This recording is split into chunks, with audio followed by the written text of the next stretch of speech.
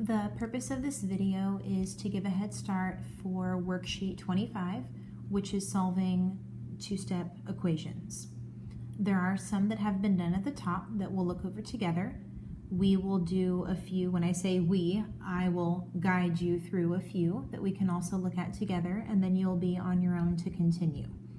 By this point, you should have watched the video covering the notes on solving two-step equations and the little video that was an introduction showing how to wrap and unwrap a present and how that metaphor can be used to know what order you're doing things in and the order that you'll undo things in. Also, apologize for plane noises. I live really close to Randolph Air Force Base and they are not working from home. They are still doing their flights for work today. For the first part that I do, we need to decide what's being done to the variable. And I would just go through the order of operations. Are there any parentheses? No. Are there any exponents? No. Is there any multiplication? Yes, there is. The x is touching with 12. That means they're multiplied together. So I wrote down multiply by 12. Is there any addition or subtraction? Yes. Subtracting 18. And I'm only focused on the side of the equation that contains the variable. Then I was thinking of inverse operations. How would you undo these things? The inverse of subtracting would be adding, and the inverse of multiplying would be dividing. It was mentioned the way that you do these follows PEMDAS. The way that you will undo them is to work in reverse, the opposite of PEMDAS, SAD-MEP, if you will. So the first thing that I would want to undo is the subtracting 18. The plan is add 18, and I show that work right here on the left and also on the right. Subtracting 18 and adding 18 cancels, and that just leaves me with 12x, so I brought that down. And 30 plus 18 is 48. Secondly, to work in reverse, I will undo multiplying by 12 by dividing by 12. I showed that here, dividing by 12. These cancel, and I showed dividing by 12 with 48. I just brought down the x, and 48 divided by 12 equals 4. So I believe that my solution is 4. I'm going to check this by using substitution. I wrote the original equation. I believe that my solution is 4, so I went in and I substituted the solution. Checking is going to be a little bit more involved now because it's not just one simple step. Then I followed order of operations. I did my multiplication first, wrote the solution, then I did the subtraction, and I got 30 on the left, and that is equal to 30 on the right. So it checks out, and I know that the answer is really x equals 4. For the second one, I did the same thing. I was thinking through order of operations. Are there any parentheses? No. Are there any exponents? No. Is there any multiplying or dividing? Yes. Dividing by 5, it's shown in fraction form. Is there any adding or subtracting? Yes. Subtracting 20. So I made my list of what was being done following order of operations. And you're going to run through that mentally, asking yourself if there's any parentheses or exponents and so on. And then it will be undone in reverse. If this is putting paper on a gift and then putting a bow, the first thing you would do is take off the ribbon and then unwrap the paper.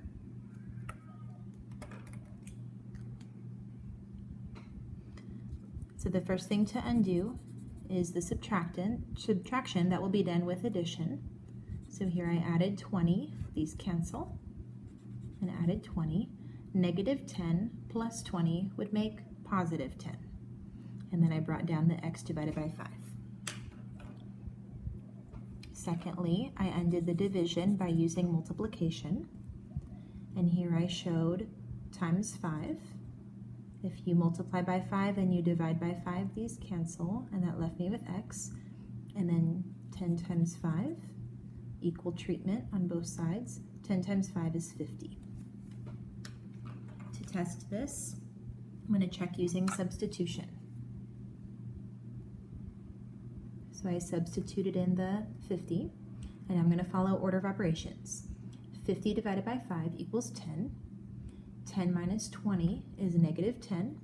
If you don't believe that, we can rewrite an equivalent problem using keep, change, and the opposite. And that may be more clear to see. 10 positives and 20 negatives, there would be some canceling, and the negatives overpower by 10. So this checks out.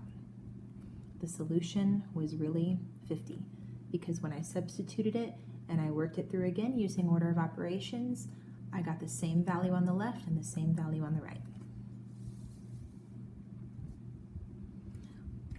We're going to look at a couple of other ones together that are on the bottom on the front. For the first one, the variable is now on the right-hand side, but that doesn't make a difference at all.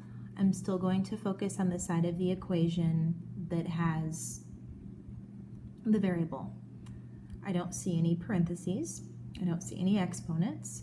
I do see multiplication. The 3 and the w are touching, a variable and a coefficient, and that means multiplication. For adding and subtracting, I see that 16 is being added on. And then we will undo this in reverse. The inverse of adding will be, first we'll take away 16 when we work in reverse, and the inverse of multiplying is dividing. If it makes you more comfortable, since these show equality, you could essentially just flip those around. So if you like having the variable on the left-hand side, that would be fine. Also, because this is an addition problem, we can use commutative property to flip the places of the terms. 16 plus 3w is the same as 3w plus 16. All of these equations are equal to one another. I'm going to go ahead and do mine this way just to show that there's nothing scary about the variable being on the right-hand side. So the first plan is that we want to undo using subtraction.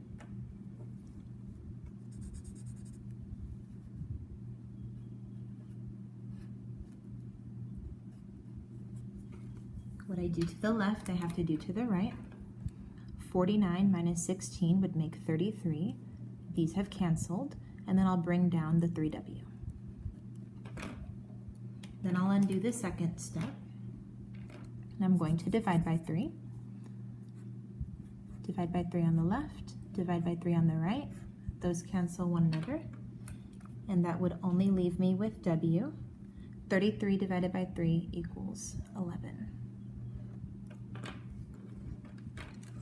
And I foolishly just wrote through. Good thing I can see that's a plus 3, and I can see the original right there. For a substitution, I believe that the answer is 11. I'm going to fill that in and bring everything else down like it's an order of operations problem. And now I'm going to work through the right-hand side to simplify that part of the equation. First, I'll do multiplication. 3 times 11 is 33. And then I'll do the addition. 16 plus 33 is 49.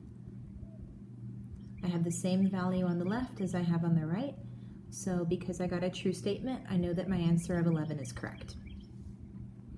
For the second one, there are more negatives involved. Look out, you'll have to bring in your integer skills, but that's okay. I'm going to focus on the side that has the variable. I don't see parentheses, I don't see exponents. I do see multiplication. It's touching with a negative 8. So I'm not going to put that it's multiplying by 8. I'm going to put that it's multiplying with a negative 8. The inverse of that will be to divide by a negative 8. I also see it's adding 3. The opposite of addition is subtraction.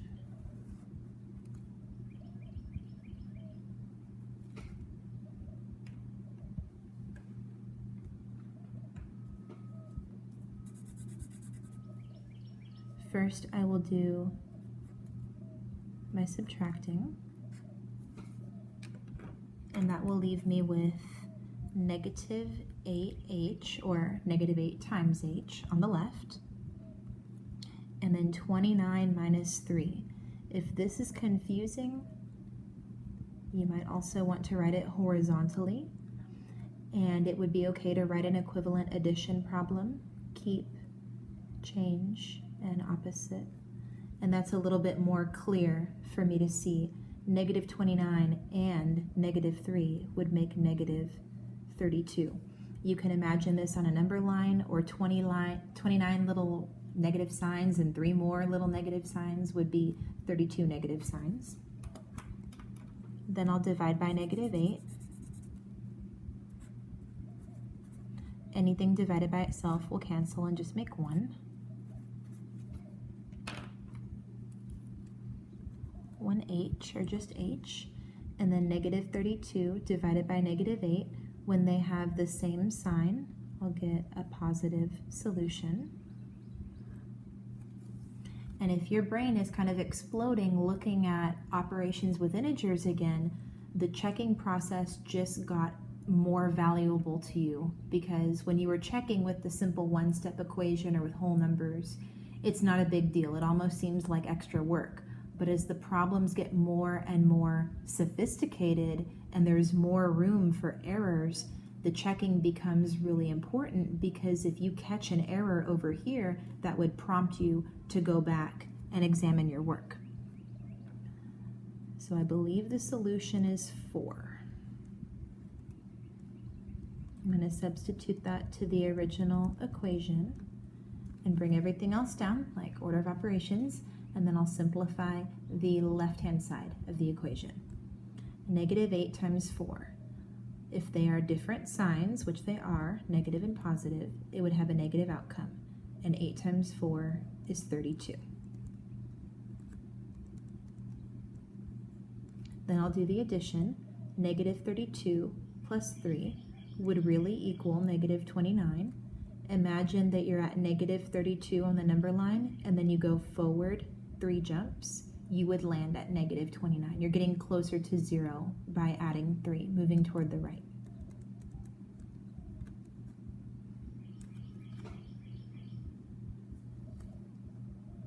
To continue, please do the same things on the back. Because I'm a color coder, I like showing the first step here. The color stands out to me and I can see that it matches my plan. I can see that I did that on the left-hand side of the equal sign and on the right-hand side of the equal sign. Same thing when I undo the second step. I also like using the color because if I put it in my plan, I want to make sure I can see it in my work, because that color visual just pops out to me. When it gets checked over by your teacher, it'll be the same thing. You get credit for your plan. You get credit for the algebra solving work. You also get credit for your solution. You get credit for checking with substitution. All of the things are here. What's being done and how to undo, solve algebraically, showing work on both sides, and then substituting your answer to check your solution. Good luck.